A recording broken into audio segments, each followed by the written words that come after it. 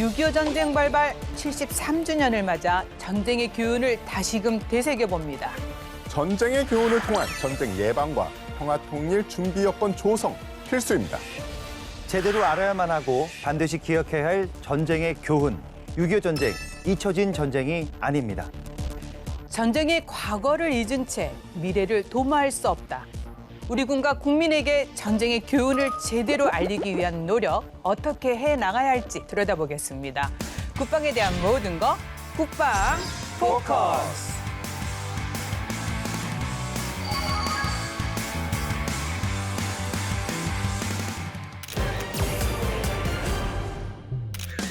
호국보훈의 달 6월 6.25 전쟁 73주년을 맞아 전쟁의 교훈 제대로 짚어주실 분들 모셨습니다. 안녕하세요. 예, 안녕하세요. 네, 직접 소개 부탁드리겠습니다.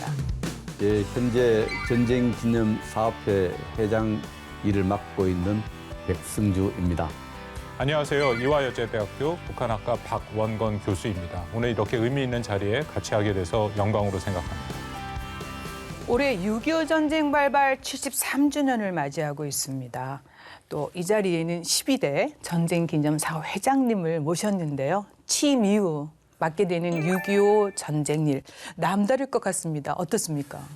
예, 남다릅니다. 좀 6.25 하면은 학교 초등학교 다닐 때 잊으랴 해서 그렇게 해서 6.25를 기억하다가 또 국방연구원에서 또 국방부 차관으로서 국회 국방위원으로서 6.25를 보다가 전쟁기념사업회 회장으로서 이렇게 6.25를 맞으니까 그 여러 가지 시설이 있는데 가장 저한테 가슴에 와닿는 시설은 늘 종일 생각나게 한 시설은 맹부전입니다. 이렇게 6.25 전쟁 때 희생한 우리 그 국군 장병의 모든 분의 이름을 다 새긴 맹부전이 있고요. 또 22개 나라의 참전국이 전쟁에 참여했다가 희생한 그분들의 명패 이름을 다 동판에 딱 새겨져 있는데 저 사무실 보면 그게 보이고 출근하면 그게 느껴져요. 그분들의 맹부전, 명패를 통해서 6.25를 이렇게 느낄 수 있고요. 유엔 회원국들의 어떤 지도자들이 늘 찾아와요. 찾아와서 저하고 차도 마시고 한담을 하면서 저는 그분들에게 항상 우리 한국인들은 당신들이 어려울 때 도와준 것을 잊지 않는다 이렇게 이야기하면은 그분들은 이렇게 기억해 줘서 고맙다 이렇게 하면서 6.25 전쟁이 정말 국제 전쟁으로서 또 세계사 또 동북아 역사 한반도 역사에 어떤 영향을 미치는가를 생각할 수 있는 그런 시간을 갖게 됩니다. 예, 6.25 전쟁 73주년에 돌아보는 6.25 전쟁은 과연 어떤 전쟁이었는지 우리가 꼭 짚어봐야 할 것 같은데요. 회장님, 6.25 전쟁 어떤 전쟁이었나요? 6.25 전쟁은 우리가 분명히 정확하게 알아야 될 거 우리 침략 전쟁이에요. 이거 이상하게 학자들이 나와서 수정주의다 무슨 소리다 이렇게 이야기하는데 이거는 스탈린의 사주를 받아서 김일성이 한반도 전체를 공산화시키기 위해서 침략 전쟁이에요. 지금 우크라이나 전쟁의 성격 규정이 러시아가 우크라이나를 침략한 전쟁이잖아요. 다른 설명이 필요 없어요. 침략 전쟁이었다. 김일성에 의한 침략 전쟁이었다. 이렇게 침략 전쟁을 하고 나서 침략 전쟁의 대응을 어떻게 했느냐. 유엔이 창설된 이후로 처음으로 유엔군이 집단적으로 방어에 나섰던 어떤 국제전 성격이 있죠. 그리고 국제전 성격이고 이것은 우리 한반도 역사와 이렇게 관련시켜서 본다면은 이 한반도의 그 서울이 또 한반도가 세계사의 가장 뜨거운 중심지 뉴스를 만들어냈던 곳 공산진영과 자유진영이 힘으로 군사력으로 맞부딪혔던 그런 전쟁이었다. 사실상 가치동맹을 군사력으로 지켜낸 그런 전쟁이었다. 전쟁 성격을 저는 그렇게 볼 수 있습니다. 네. 이 6.25 전쟁은 우리만 기억하는 게 아닙니다. 이 지난달에 방문한 이 트루도 캐나다 총리가 이 가평의 전투기념비에서 6.25 전쟁에 참전했던 캐나다군을 추모하는 모습이 기억이 납니다.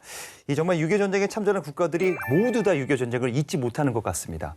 특히 캐나다 같은 경우에도 약 26,500명 정도가 그 캐나다 군인들이 참전을 했고 그중에 희생이 한 500여 명까지 나왔습니다. 물론 최대의 병력과 최대의 희생이 나온 것은 미국이죠. 네. 그 미국 군이 한 몇 명 정도 사망했는지 혹시 알고 계십니까? 6.25 전쟁 때?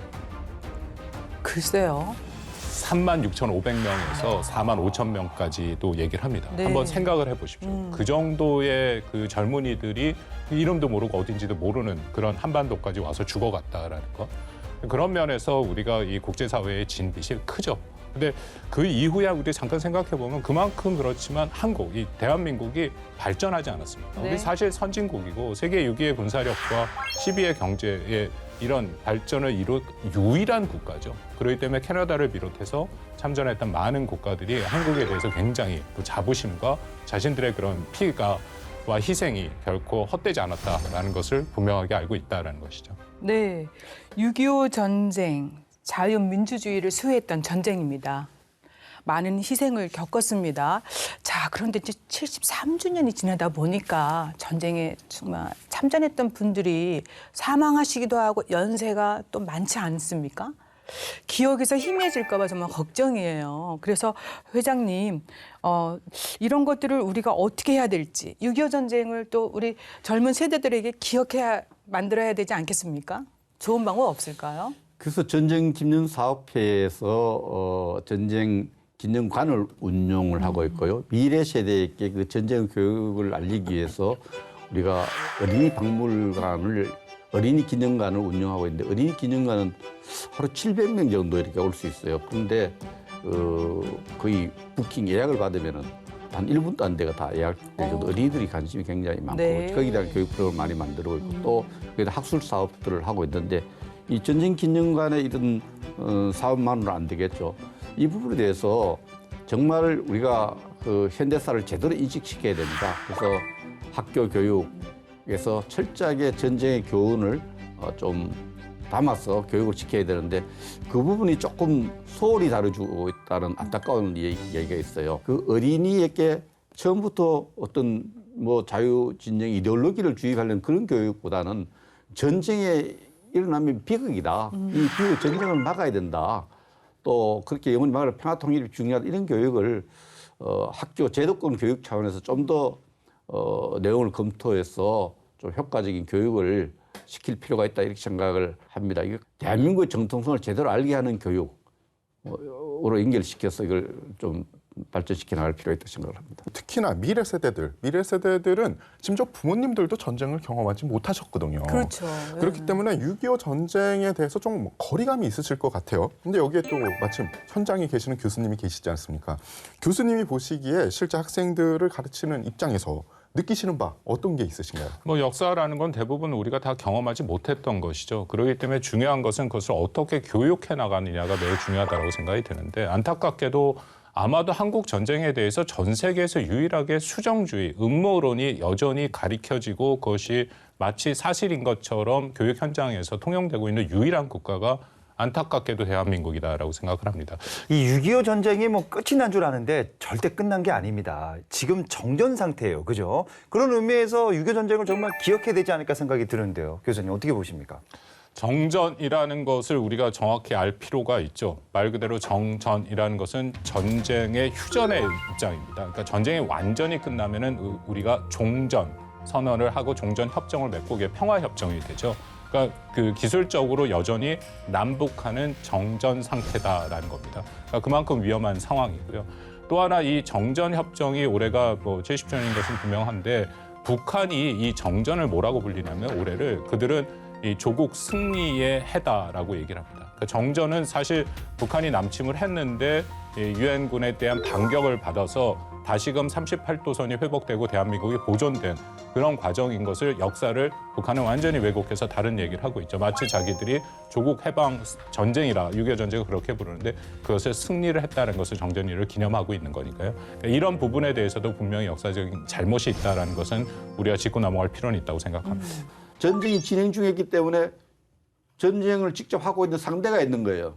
교전 중인 상대가 있는 거예요. 북한군은 뭡니까? 교전 중인 상대예요. 그래서 교전 중이기 때문에 교전 중인 북한을 주적이라게 하는 거예요. 군사적으로. 그런 측면에서 우리가 북한에 대해서 교전 중인 상대, 북한군은 교전 중인 군대 이러한 인식이 필요하다는 거죠. 네. 그래서 우리 군인을 볼 때도 전쟁 중인 군인을 보는 겁니다. 잠시 네. 교전 중인 군인을. 그래서 군인들 만나면 좀 존경하는 마음을 좀 가졌으면 좋겠어요. 예. 최근에 또 더구나 러시아 우크라이나 전쟁 근데 우리 주변에도 얘기 들어보면 러시아가 우크라이나를 침공할 것이다라고 생각한 사람이 많지 않더라고요. 그리고 또 이렇게 장기화될 것이라고는 더더욱 생각을 못했습니다. 그래서 최근에 이러한 러시아 우크라이나 전쟁을 보면 마치 6.25 전쟁 발발과 그 이후를 보는 것 같아요. 뭐 많이들 우크라이나 전쟁과 한국 전쟁을 비교를 하죠. 근데 뭐 저도 그 비교를 합니다만 거기서 공통점, 가장 확실한 공통점이 하나 있는 것은 이것은 분명하게 제국주의 특성을 가진 불법으로 시작된 전쟁이다라는 것이죠. 아까 우리 백승주 회장님 말씀하셨습니다만 명백하게 스탈린과 마오쩌둥 당시 그리고 김일성이 셋이서 공모를 한 것입니다. 이게 우리가 제가 계속해서 아직도 수령주의가 여기서 판치는 거에 안타까움을 말씀드렸는데 이미 비밀 해제된 문서가 다 있어요. 네. 그것을 미국 문서뿐만 아니라 소련의 구 문서도 갖고 있고 중국의 문서도 갖고 있고 그래서 중국의 유명한 션스와 같은 학자는 계속해서 한국 전쟁에 대해서 그 문서를 갖고 써내거든요. 거기에 보면 명확하게 어떻게 시작이 되냐면 1950년 3월 30일부터 4월 25일 한 달간 김일성이 모스크바를 갑니다. 그러면서 스탈린을 계속 설득하는 거죠. 그 전까지만 해도 스탈린이 한국 전쟁을 시작할 생각이 없었어요. 근데 김일성이 설득을 하는데 전쟁 시작하면 3일 만에 끝납니다. 남침하면 20만 명이 이 남조선에서 붕괴한다. 빨치산이 도와준다. 그렇기 때문에 미국이 참전할 시간조차 없다. 근데 이 국가의 권위주의 국가의 특성은 서로가 서로를 절대로 못 믿습니다. 그래서 스탈린이 김일성의 말을 듣고 그래 전쟁 시작하자라고 얘기를 했는데 안 된 그 하나 조건이 가서 마오쩌둥한테 확실하게 확답을 받아라. 네. 해갖고 김일성이 마오쩌둥을 만나러 5월 13일부터 16일 북경을 갑니다.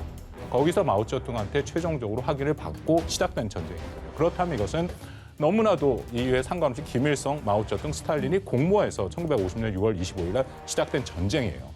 그 전쟁을 뭐 원인을 따져서 뭐 한국의 그 유도설 그런 얘기들이 있는데 그런 것들을 다 차치하고 분명한 것은 그쪽에서 북에서 이 침략을 시작하지 않았다면 전쟁이 안 일어났다는 네. 거죠. 우크라이나도 마찬가지입니다. 첫 발을 쏘고 처음 영토, 주권 국가의 영토를 침공한 것은 러시아입니다. 이것은 분명히 침략 전쟁이죠. 영토를 뺏기 위한 똑같은 한국 전쟁이라고 생각합니다. 그래서 저는 여전히 우크라이나와 한국 전쟁의 시작점은 이건 분명한 불법 전쟁이다라는 것을 분명히 알 필요가 있다고 생각합니다. 네. 이 6.25 전쟁의 비극이 정말 없었으면 참 좋겠다 생각하지만 또 역사를 지울 수는 없지 않습니까? 이 전쟁을 교훈 삼아서 6.25 전쟁 같은 참혹한 전쟁이 다시 일어나지 않도록 해야 되지 않다 생각이 드는데요. 이 부분은 침략 전쟁이라고 했지 않습니까? 침략을 할 때 3일 만에 서울을 석권하면은 3일 지나면은 그 북한 노동당 김일성을 따르는 세력이 봉기를 해서 바로 접수를 할 거다 이렇게 전쟁 시나리오를 짰던 거예요. 이게 안 먹혀드는 거죠. 그죠. 자, 여기서 우리가 전쟁을 막을 수 있는 방책이 생기는 거예요. 침략을 할 의지를 아예 말살해야 되는 거예요. 침략하면 망한다. 그 정권이 망한다. 이런 그 메시지가 분명히 결일기가 이제 전해져야 되는데 최근에 워싱턴 선언을 했지 않습니까? 북한이 핵을 가지고 있는 상황에 대해서 윤석열 대통령하고 바이든 대통령이 만났는데 이전에 뭐 국방부 당국자나 문서에서는 북한이 핵을 사용하면은 뭐 체제의 소멸을 The end of 레짐의 종말을 만들겠다 했는데 바이든 대통령이 그렇게 선언한 거예요. 너들 핵무기 만지고 핵 가지고 침략하고 이렇게 하면은 체제를 소멸 가겠다. 북한이 침략 의지를 말살시킨 거예요. 네. 그리고 침략을 허용하지 않겠다는 국민적 결의가 딱 있어야 되는 거예요. 젤렌스키가 정신전력이 탁월한 사람이에요. 국민들에게 왜 우리가 전쟁에 감당하며 전쟁에 이겨야 되는가에 대한 정신적으로 무장을 시킨 거예요. 절대 러시아한테 우리가 패배하지 않겠다. 그래서 저는 북한이 도발하면은 도발 의지를 말살하고 도발하면 그래서 부술 수 있는 군사력을 갖추고 이 국민들이 함께 이 체제를 대한민국이라는 이 체제를 대한민국을 지키겠다 수호 의지 이걸 어렵게 국군에서는 뭐 정신전력이라는 이걸 지킬 수 있는 국민적 의지를 만들어내는 거 이거 하면 전쟁이 일어날 수 없는 거예요. 이걸 해야 되는 거예요. 자, 그럼 이쯤에서 6.25 전쟁 제대로 한번 들여다보도록 하겠습니다. 알아두면 똑똑해지는 신기한 국방 지식, 그것이 알고 싶군 지식 포커스. 1950년 6월 25일 북한의 기습 남침으로 시작된 6.25 전쟁. 정전 이후 70년간 불완전한 평화를 지속하고 있는 한반도인데요. 오늘의 지식 포커스.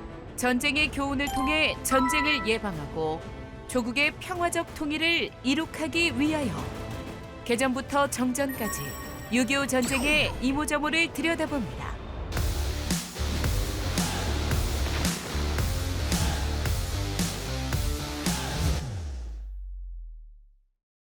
1945년 8월 15일 일본의 제2차 세계대전 항복으로 광복을 맞이한 한반도.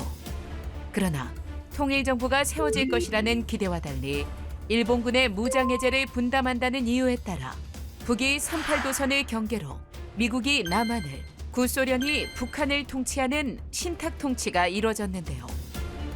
당시 국제사회는 구소련이 주도하는 공산사회주의 진영과 미국을 주축으로 하는 자유민주주의 진영 간 이념 충돌로 군사대결이 빈번하던 상황.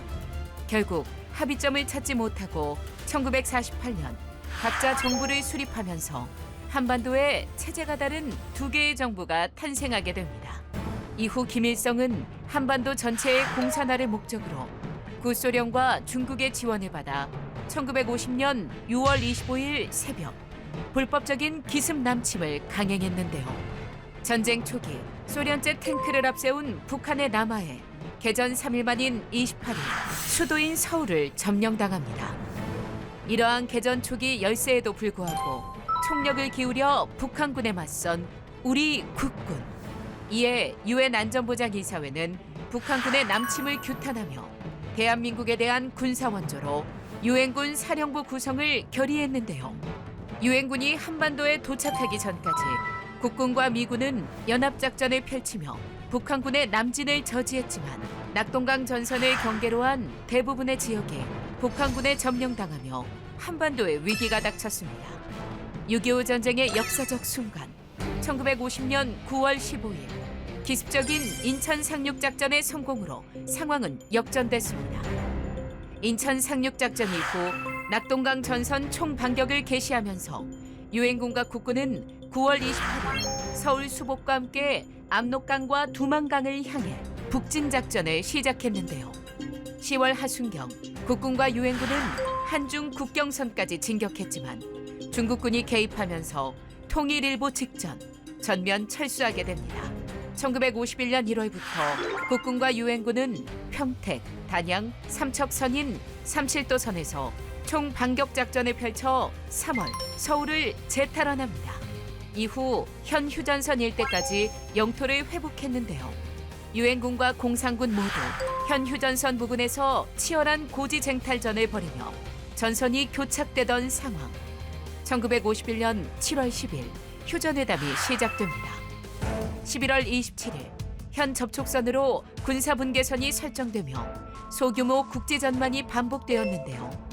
험난한 휴전 협상 끝에 1953년 7월 27일 유엔군 총사령관 클라크와 북한군 총사령관 김일성, 중국인민지원군 사령원 평도하이의 서명하에 정전협정이 체결됩니다. 북한군의 기습 남침으로 시작된 6.25 전쟁. 1129일간의 긴 전쟁은 한반도를 피로 물들이며 모두를 비극에 빠뜨렸는데요. 전쟁은 아직도 지속되고 있습니다.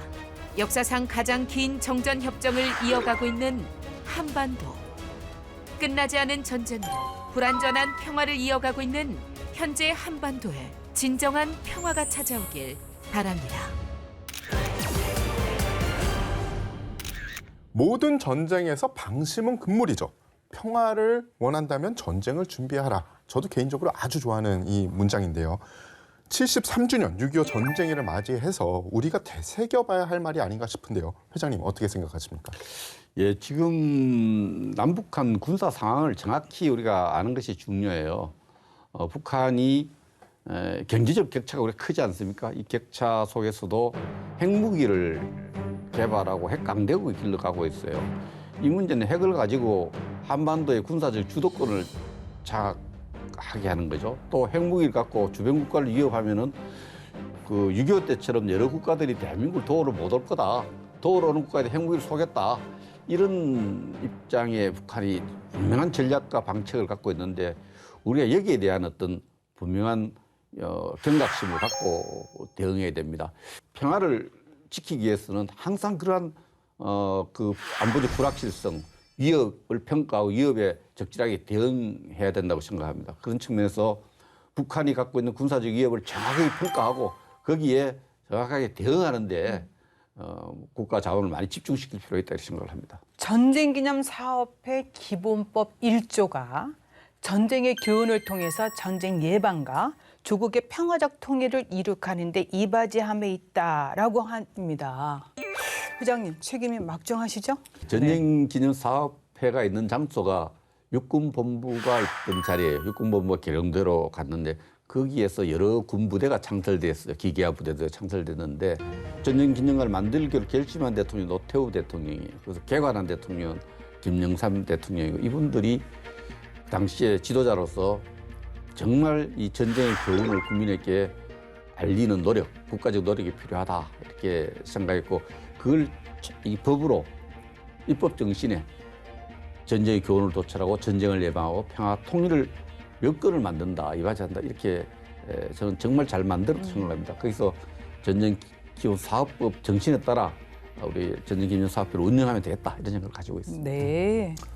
사실 외국에서도 6.25 전쟁에 대해서 잊지 않고 기억하기 위한 그런 많은 행사들을 하고 있는 걸로 알고 있는데요.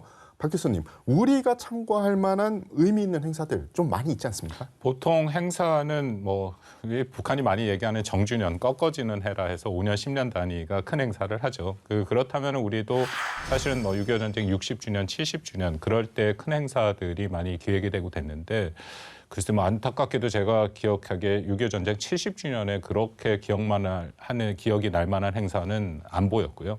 오히려 60주년 때 그 당시에 제가 국방연구원 카이다에서 일을 하고 있었는데 꽤 크게 행사를 많이 했었죠. 특히 외국에서도 기념할 만한 게 당시에 스칼라피노 교수님이라고 한국학의 가장 대부 같은 미국 교수님이 계십니다. 지금 돌아가셨는데 거의 마지막으로 한국을 오셔서 그 당시 60주년 한국전쟁에 그것이 어떤 세계사적인 의미가 있느냐 그런 강연을 해주신 게 저는 아직도 기억에 남고 있고요. 네.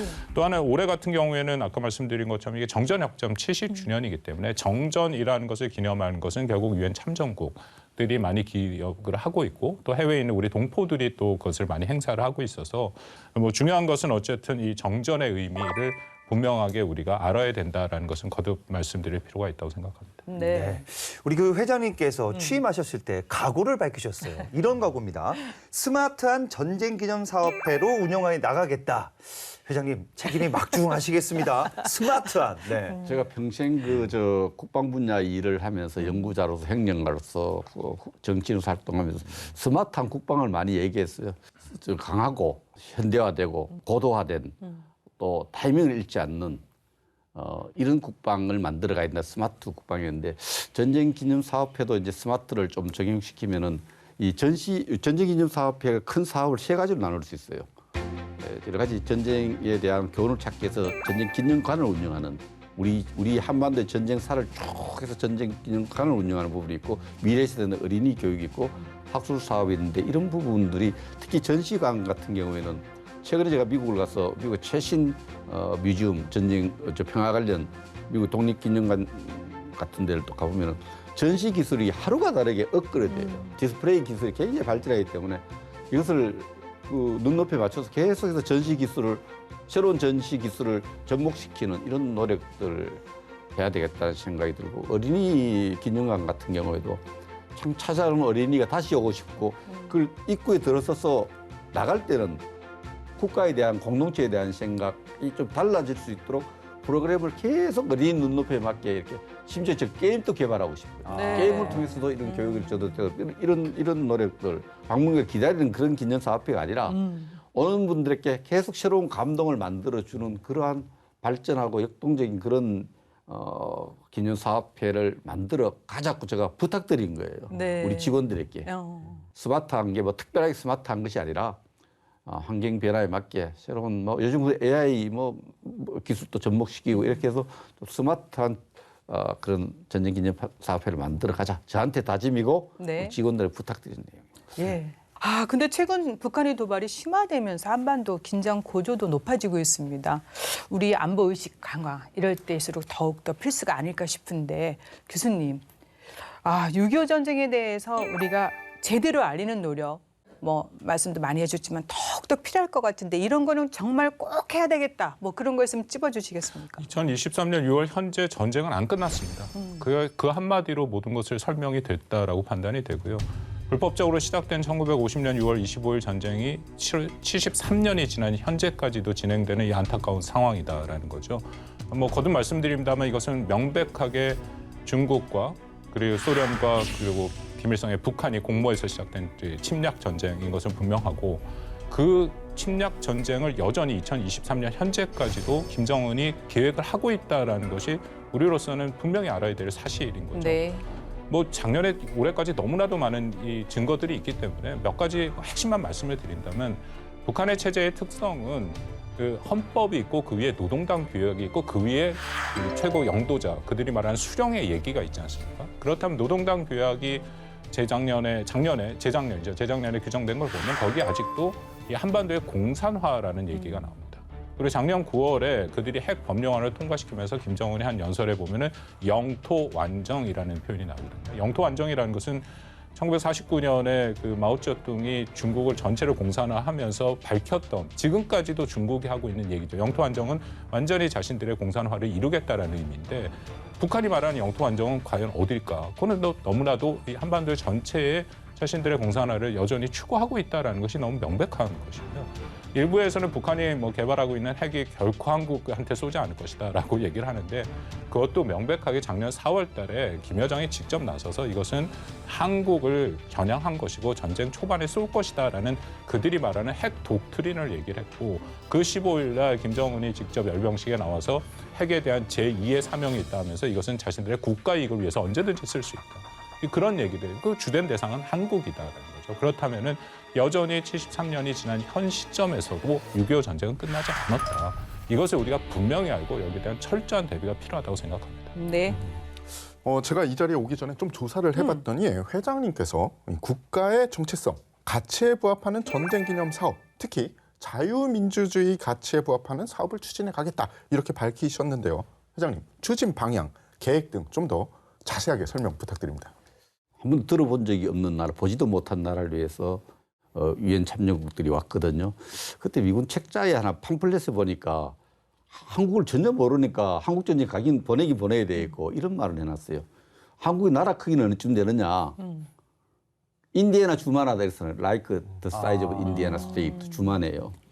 기후를 모르겠는 거예요. 그 당시는 네. 지금 CNN 기후가 요즘은 잘 볼 수 있지만 기후는 큐슈하고 기후가 비슷하다. 그 일본을 상대로 전쟁하다 큐슈 기후를 아니까 그래서 외국인들이 한국에 올 때는 정말 인디애나 주만한 땅에 큐슈, 일본의 큐슈 지역의 기후와 같은 곳에 전쟁하러 온 거예요. 대한민국이 이제 그렇게 알려진 그런 나라에서 대한민국 정체성은 완전히 달라졌죠.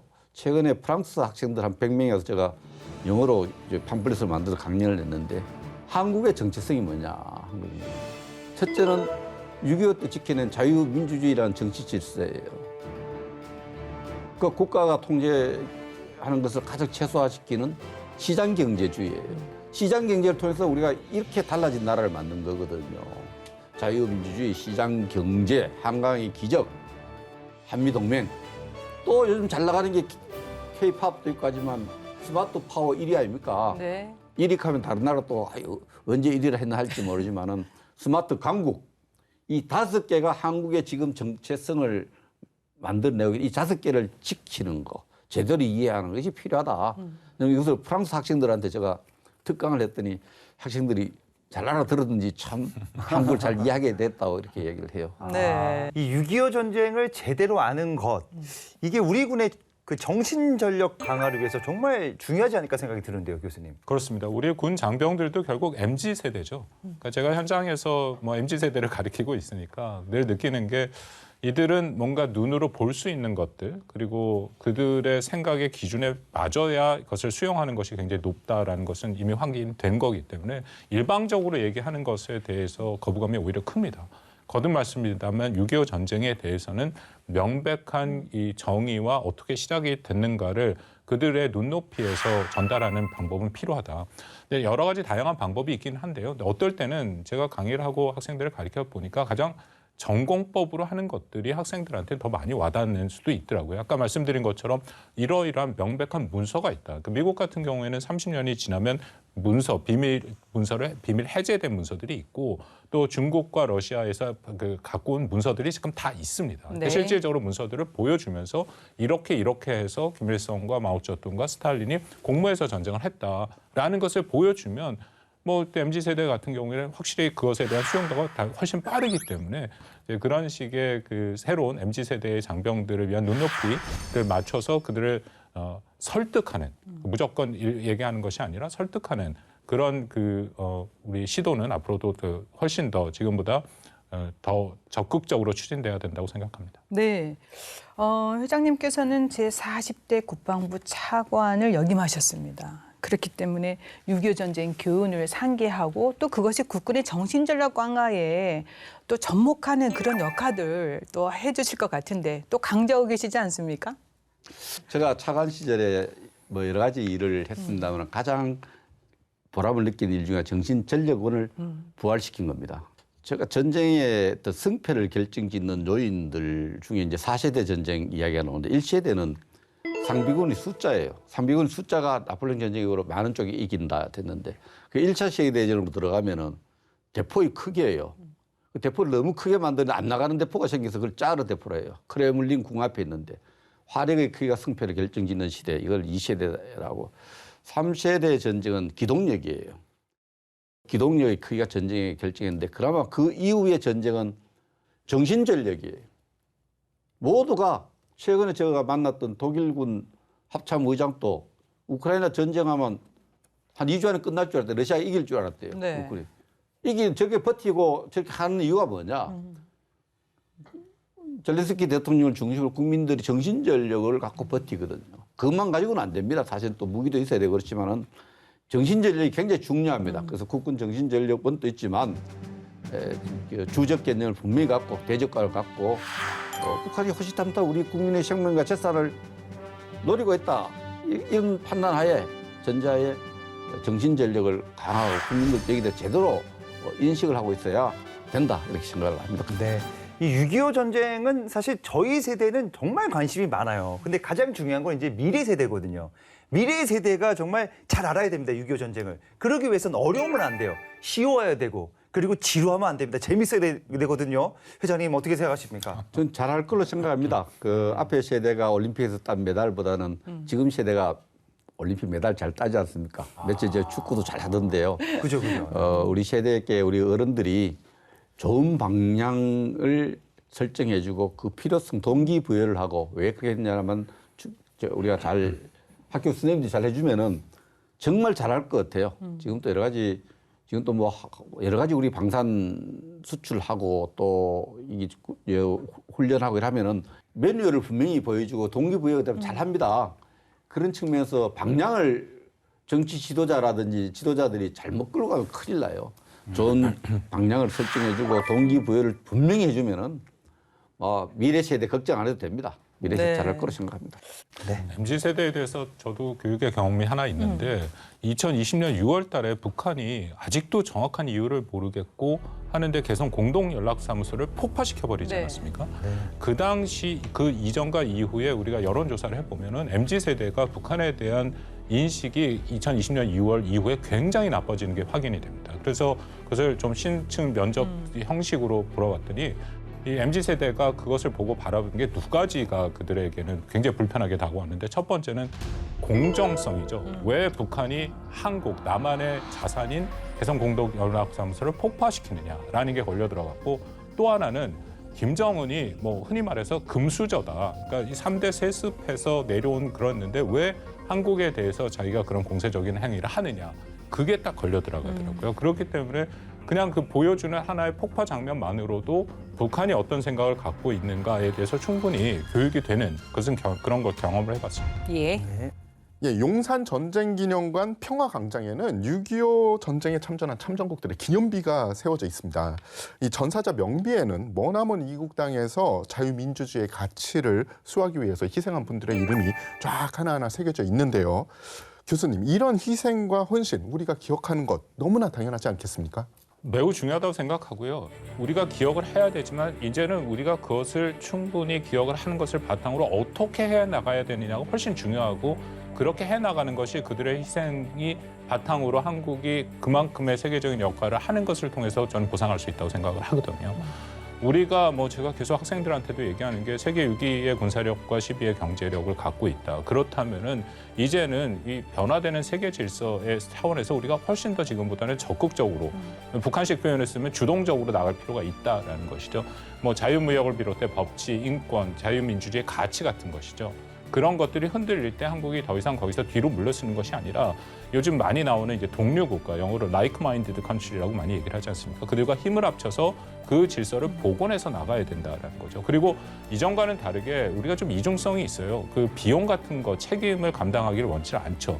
그렇지만 이제는 국제사회의 책임 있는 일원으로서 대한민국은 때로는 우리가 거기에 필요한 비용을 또 지불해야 되고 책임도 감당해 나갑니다.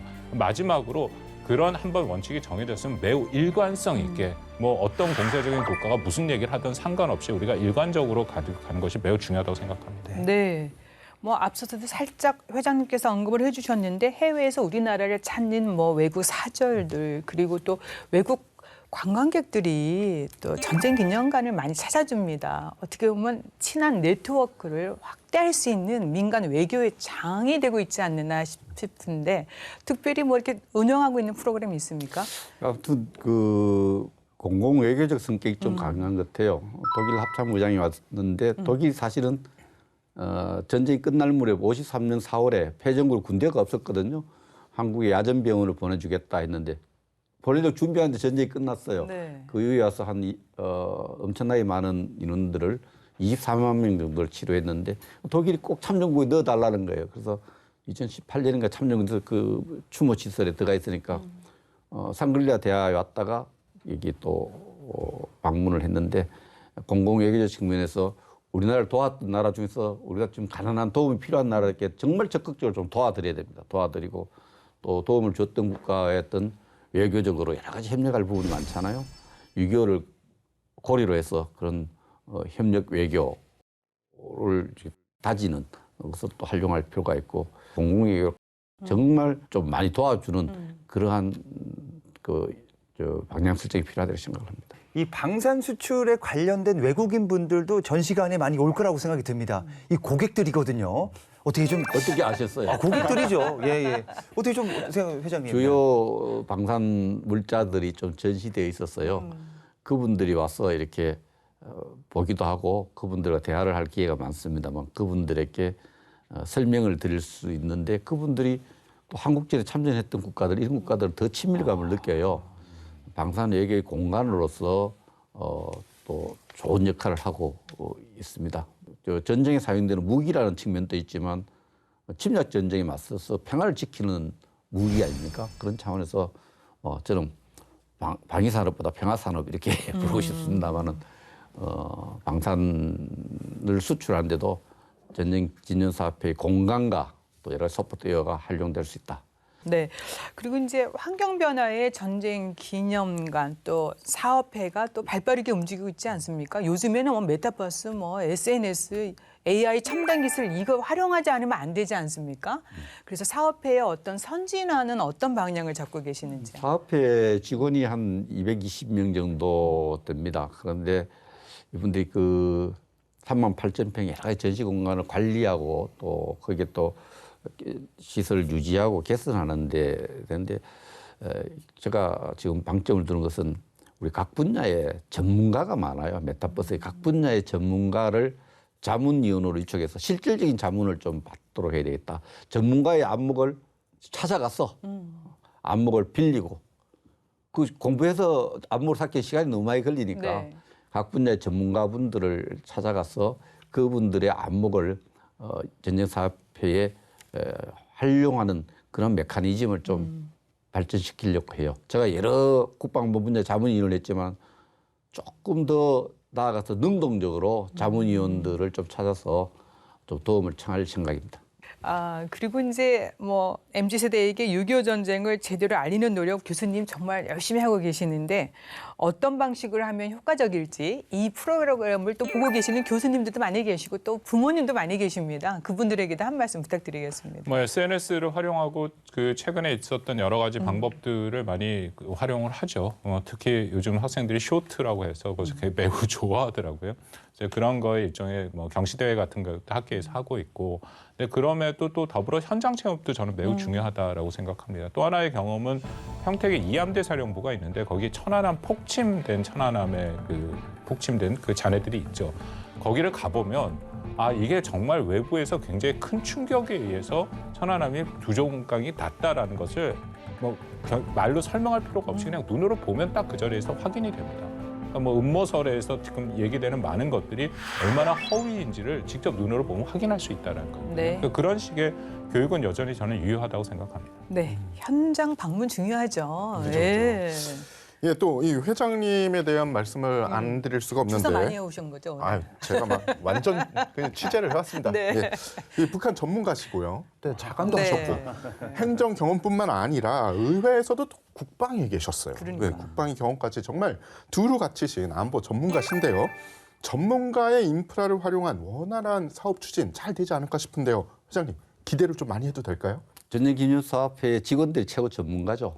제가 임기 동안 이제 봉사하게 되는 거고, 근데 그 에펠탑 안에 들어가면은 에펠탑이 안 보인다 그래요. 그 에펠탑 그것을 반대하던 사람들이 늘 에펠탑에 가서 밥을 먹는 거예요. 안에 가서 레스토랑에 가서. 그래서 왜 그렇게 반대하더니 왜 들어갔나 했더니까 안에 들어가야 에펠탑이 안 보인대요. 그래서 저는 또 외부인의 눈으로 네. 또 좀 들어가서 이제 그 전문가인 직원들이 못 본 부분을 좀 찾아서 발전시키고 또 저는 되도록이면 조금 전에 말씀드렸지만은 뭐 여러 가지 경험을 쌓았다는 건 한 가지 몰두 못했다는 이야기도 됩니다만 밖에 있는 전문가들의 안목을 적극적으로 활용하는 거 이게 이런 노하우와 플랫폼을 좀 만들려고 그래요. 지금 사전 하나 외우려고 하는 게 정말 어리석잖아요. 그 시간 다른 거 하죠.